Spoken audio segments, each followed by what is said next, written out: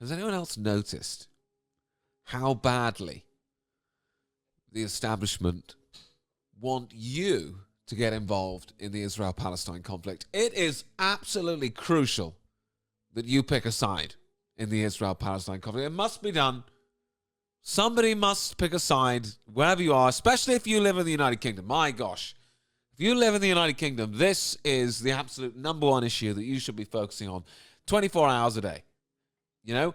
And also, I don't know if you noticed this, but there's genocide everywhere in this conflict. You know, like one side are telling you, oh, they're trying to genocide us, and then the other guys go, well, they're trying to genocide us.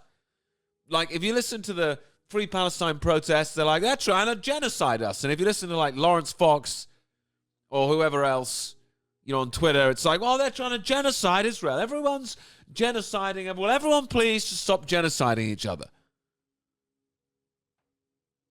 And you must pick, because there's genocide going on. Are you gonna stand by and let genocide happen? Because both of these sides are about to genocide each other. They're about to give each other a really good genociding unless you get involved in Slough. Okay? And people actually fall for this. You know, people who watch the news and follow Lawrence Fox on Twitter because they want to be up on current events, like, they'll be sitting at home, like, saying, hey, did you know that they've crossed the fourth line in the Gaza Strip? It's like, did you know that you live in Peterborough? Like, why do you care? Like, it couldn't be any more obvious how you spot, like, who a bad actor or who controlled opposition is, because just notice what the establishment want you to be constantly thinking about. Just notice what they want you to be constantly thinking about. So at the moment, it's the Israel-Palestine conflict, right? And then just look at people on Twitter or on social media who are just constantly harping on about whatever it is the establishment want you to focus on. Whether it's on your side of it or the wrong side of it. Like, Lawrence Fox is a great example of this. He's always on the side of, you know, free speech and truth and blah, blah, blah. But in actual fact, what he's doing is just making sure that what the establishment wants you to think about is front of mind. You know, it's like a Punch and Judy show. And they need a punch and they need a Judy. You know, so, and most of the people that are on the truthful or the good side of it, they don't let actual people who are good or who love the truth be on that side. No, that they handpick celebrities that they made famous on the BBC or, you know, on Tucker Carlson or across all their mainstream media, and they say, like, oh, this is a celebrity that we don't like, that we've cancelled, but they're everywhere. You know, Andrew Tate's another great example of this, you know? And this is how you can spot them, where you just go on their Twitter feed and they will just constantly be banging on about whatever it is the establishment want you to think about. You know, I mean, the real answer to stuff like this is just ignore it. It's like, it's so clear that the enemies of humanity, the predator class, they want you as deep into Israel-Palestine as they can possibly get you. You know, they do like these videos of, they set things up, like they take down the flags from the cenotaph or whatever, and they go, oh, look, the government's taking down the flags. We all better protect our monuments from these people that are coming to smash them up. Oh, I hope that doesn't G you up. And, you know, then you get people like Lawrence Fox who are like, come on, guys, stand with me. They're not going to take our capital city. We need to rise up. And you all need to go down there and get arrested and end up like the January 6th guys. You know what I mean? Like, it's pretty obvious that they want you just foaming up the mouth about this type of stuff.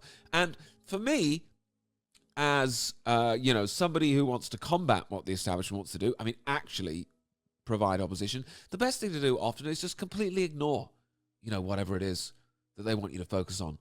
You know, like, oh, they have like these false flag events that go on, and then the content creators just banging on and on and on about them. Or they'll be sharing videos around like, look at these civilians in Israel being destroyed. Oh my God, it's awful. Look at these Palestinians with blood all over their face. Oh my gosh. You know, they're just trying to get in your emotions. They're trying to get you frothing at the mouth about some conflict on the other side of the world that really doesn't impact you at all. You know, but sometimes also it is issues that really do impact you. You know, it'll be about stuff that the establishment wants you to get. Just Stop Oil is a great example. Just Stop Oil. Just Stop Oil is run by the establishment, and what they want you to do is just get worked up about it and annoyed. And these things would just go away if it wasn't for content creators and opposition to the establishment who are like, they retweet the videos and they put them out there like, oh man, this is horrible. Oh, I'm totally against this, and I want to just put it out there to all my followers. Oh, I hope this really doesn't make you so angry and really get involved in the way the establishment want you to be involved. Man, I'm so on your side. You know, they're just red ragging to the bulls all over this nation. And that's how you can spot them. And I'm telling you, really one of the best ways you can fight back against the establishment is don't care about what they want you to care about. They want you to care about the Israel-Palestine conflict. They want you to get right in. Like, what can you actually do about that from Leeds? Like, what can you actually do about that? They want this nation to be involved in it. They want this government to be involved in it. You know, they come on the news and they're like, listen, it's time for us to have 1 million Muslim refugees in this country because, you know, I think the next best place for them is definitely Edinburgh.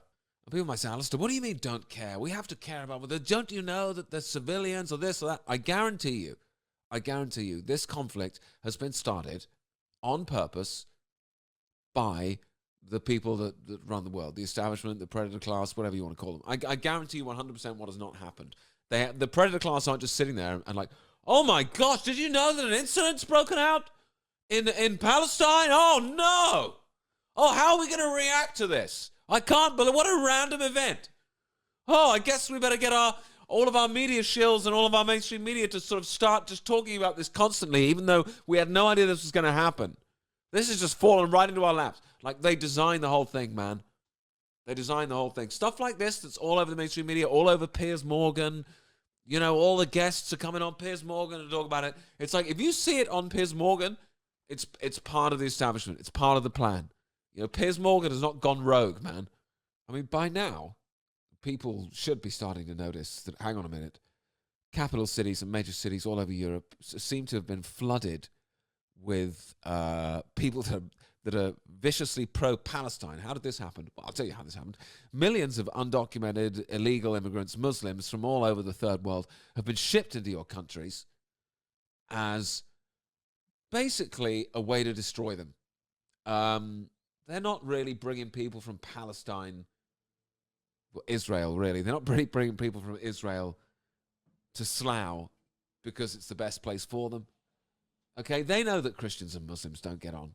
They know that Muslims and Jews don't get on. They know this is going to end in bloodshed. These people, they've been brought over here to destabilize this country and France and everywhere else and Sweden. They've been brought over here to, you know, destroy the place, essentially. And they need, the globalists, the establishment, they need a reason for this to blow up. Okay? They need a reason for the civil war to begin. They need a reason for you, as an Englishman or whatever, to come to the monuments and defend them and get involved in the fight. Or, you know what I'm saying? They need a fuse to this powder keg. And this is what the Israel-Palestine conflict is. It's the fuse to the global powder keg. They can now flood your capital cities with Muslims who are raging about something. And at the same time, they get their shills and their controlled opposition to be like, hey, guys, you really need to oppose these guys vehemently. You really need to take to the streets with any weapons you can find in your house and stand in the way of the Free Palestine March, because that's going to work out really well for the country. Do you understand? Do you get what I'm putting out there? If you do, let me know in the comments, and, you know, just try and not do what the establishment wants you to do. So try and not be thinking about this 24/7. Try and not get really angry about it. Try and not, you know, put an Israel or a Palestine flag up in your front garden if you possibly can. If you have to take the Ukraine one down to put it up there, you've already lost. All right, thanks for tuning in, and see you in the next video. Bye.